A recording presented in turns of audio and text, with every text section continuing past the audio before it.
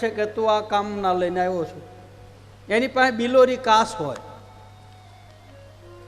એ તમારા માયલાની વાતો જાણી જાય. સંત અને સદગુરુ આપણા ભીતરમાં પડેલા તત્વને જગાડે. એ માલપાથી ઓળખી જાય કે તારામાં કામ છે, ક્રોધ છે, લોભ છે, મોહ છે ઇત્યાદિ જે કાંઈ દુર્ગુણો હોય તે એને ખ્યાલ આવી જ જાય. પછી આપણે એમ કંઈક હોય, એ તમારા માયલાની વાતો જાણી જાય. સંત અને સદગુરુ આપણા ભીતરમાં પડેલા તત્વને જગાડે. એ માલપાથી ઓળખી જાય કે તારામાં કામ છે, ક્રોધ છે, લોભ છે, મોહ છે ઇત્યાદિ જે કાંઈ દુર્ગુણો હોય તે એને ખ્યાલ આવી જ જાય.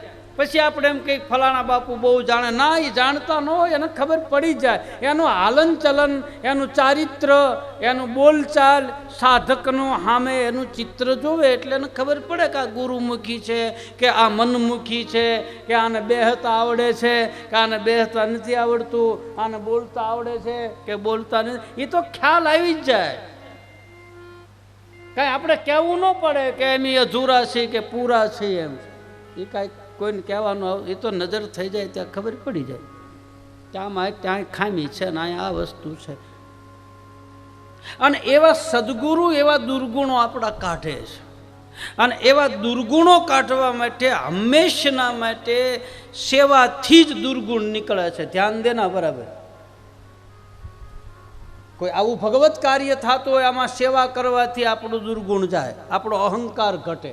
આમાં તમે બેઠા છો તો આમાં માનો કાંઈ કોઈ વસ્તુ એવી પડી હોય, ગાડલું પડ્યું, પંખો પડ્યો કે કોઈ બીજી વસ્તુ પડી હોય, તો એવું ન માનવું કે આ ગોરધનભાઈ આયોજન કર્યું છે તો એનું છે, આ છોકરાઓ આયોજન કર્યું તો એનું છે. એવું નહીં.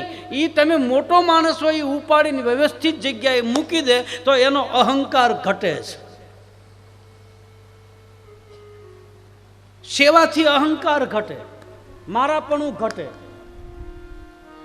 એટલે સેવા ધર્મનું માધ્યમ મોટું. અભ્યાગતને સેવા કરો, કહે રામદેવજી, સુણો ગત ગંગા, આ છે મારું ત્રીજું ફરમાન. સેવામાં મન હોય તો મન વગરનું મળવું ને ભી તારે ભળવું તો એ સેવા નકામી. તમે રાતને દી સેવા કરો પણ મન ન હોય તો સેવા દિલથી થાય, મનથી થાય. અને મનથી કરેલી સેવા, દિલથી કરેલી સેવાનું ફળ આજ નહીં તો કાલ અવશ્ય પ્રાપ્ત થાય ને થાય.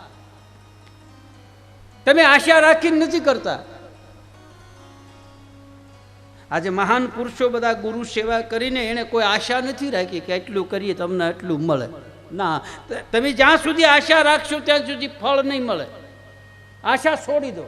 આશા કરું હું આપની, મને કોઈ ઈચ્છા નથી. નારાયણ સ્વામીએ બજરંગદાસ બાપા બગડાણાની હાજરીમાં આ ભજન ગાયેલું.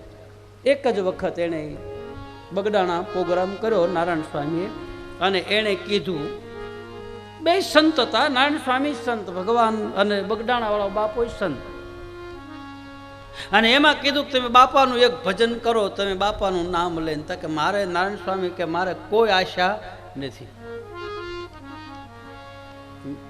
આશા કરું હું આપની, મને કોઈ ઈચ્છા નથી. એક કડી ગા. આશા કરું સુયાપની, અન્ય કોઈ ઈચ્છા નહીં. કડી કાળમાં કૃપા વિના મુક્તિ મળે.